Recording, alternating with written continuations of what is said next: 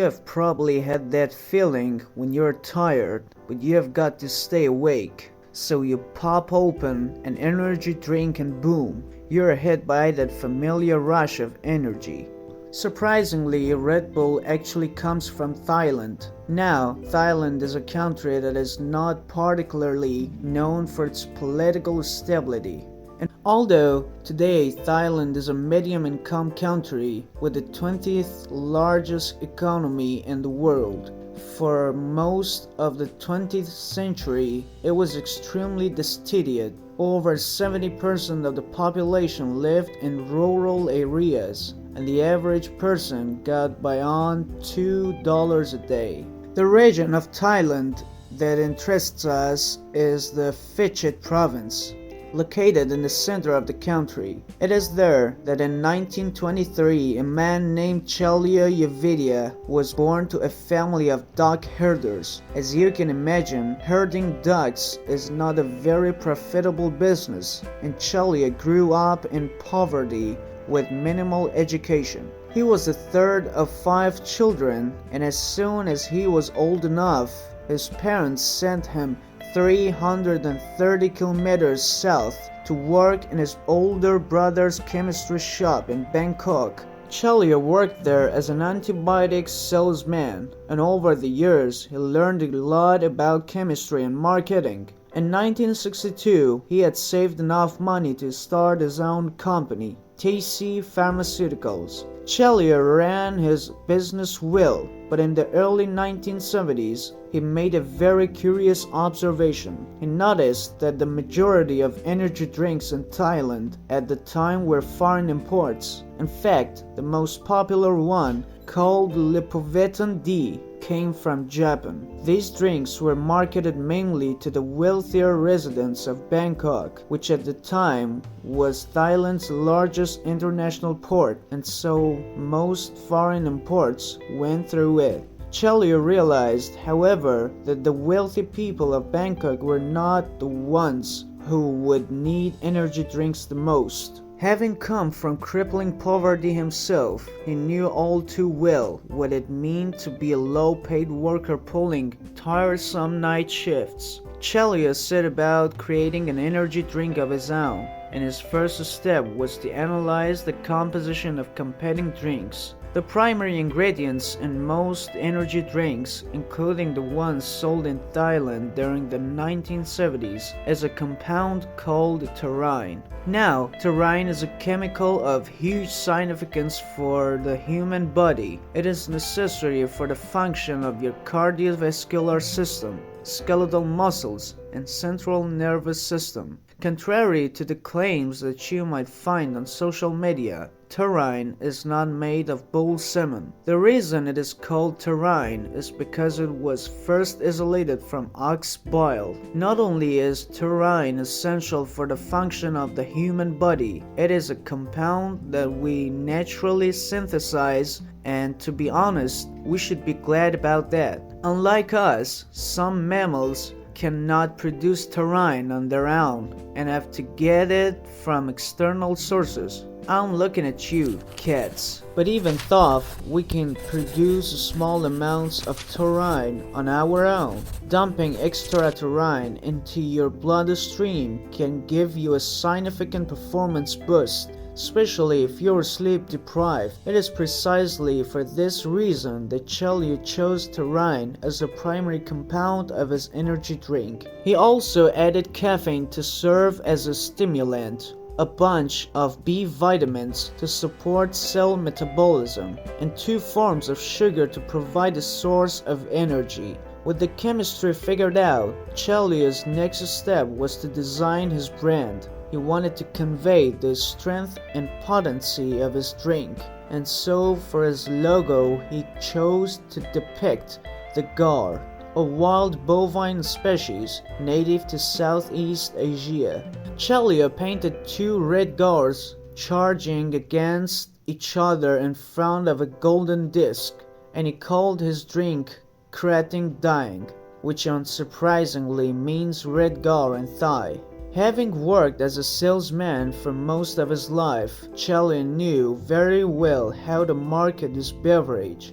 Chaleo was lucky because from the 1970s up until the 1990s, Thailand experienced a period of unprecedented economic growth. Its GDP quadrupled, per capita income tripled, and Thailand was on its way to becoming an economic powerhouse, rivaling the likes of Taiwan and South Korea.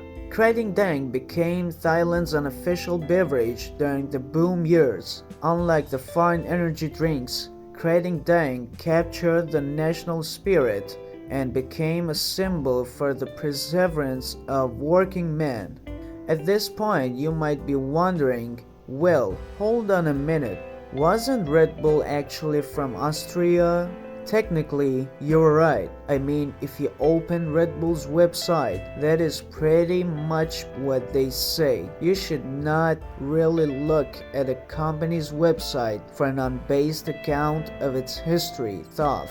Here is what actually happened. While Krating Daeng was conquering Thailand's energy drink market, an Austrian man named Dietrich Mateschitz was struggling to work as a salesman. He didn't come from a particularly wealthy family. His parents were primary school teachers, which is rather ironic considering it took him 10 years to graduate from university with a marketing degree. He worked for half a dozen companies, including Unilever, before finally landing at Blendex, a German-based company notable for its toothpaste. In 1982, Dietrich traveled to Thailand for AHM business, of course, and after his flight he felt very sleepy, so he decided to buy an energy drink. The drink he bought was Krating Daeng, and to his surprise it not only woke him up, but it also cured him of his jet lag. Dietrich got hooked immediately, drinking as many as 8 cans a day, and he liked the drink so much he decided to try to import it back to Austria. In 1984, he approached Chaleo with an offer. Both of them would invest $500,000 each into the establishment of an Austrian company that would distribute Krating Daeng internationally. Dietrich would be in charge of the new company's operations, while Chaleo would continue to run TC Pharmaceuticals and Krating Daeng back in Thailand. Dietrich's first task would be to westernize Krating Daeng and make it appealing to its European clientele. He left the basic formula pretty much the same, and the only big change he made was carbonating it. Dietrich liked the brand's overall design, but instead of going for its name's literal translation, he went for the more generic Red Bull. In many ways, Dietrich was faced with the same marketing challenge that Chaleo had overcome a decade earlier.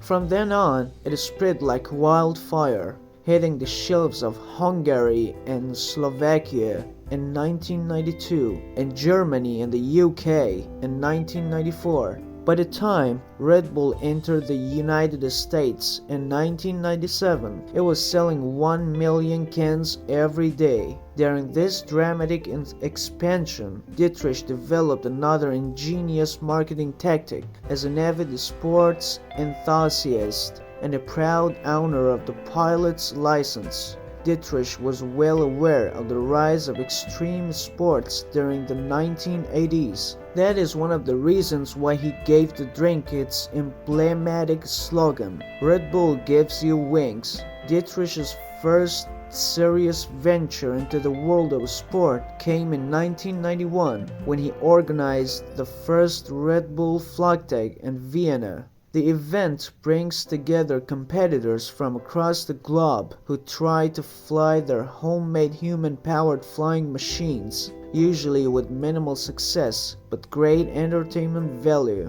The success of Flugtag convinced Dietrich to start hosting other sports events, and to that end, he has been spending an ever-increasing amount on this alternative marketing strategy. In 2011, for example, Red Bull's marketing budget amounted to $2.1 billion, a stunning 84% of their gross profit. The list of events organized by Red Bull is truly impressive, and it features a sports ranging from freestyle motocross to downhill ice skating. Red Bull has also acquired 5 soccer teams, including the New York Red Bulls, and 3 stadiums to go along with them. Over the years, Red Bull has bought or sponsored teams across many different sports, but their most notable acquisitions by far are their 2 Formula One teams. That is right, they are bankrolling not 1, but 2 teams participating in one of the most expensive sports in history. In 2011, Red Bull spent a third of their entire marketing budget on their Formula One teams, which has more than paid off considering their impressive track record. Scuderia Toro Rosso is the junior Red Bull team, which they bought from Minardi in 2005. The best drivers from Toro Rosso usually advance to the senior team. Red Bull Racing, which Dietrich acquired in 2004 from the Ford Motor Company. Red Bull Racing has won a total of 8 titles, all thanks to their star driver Sebastian Vettel. Today, Red Bull is bigger than ever, with a 43% global market share despite the rise of copycat brands like Monster and Rockstar. For more inspiring stories and advice from today's most successful leaders, don't forget to subscribe to our channel. Thank you.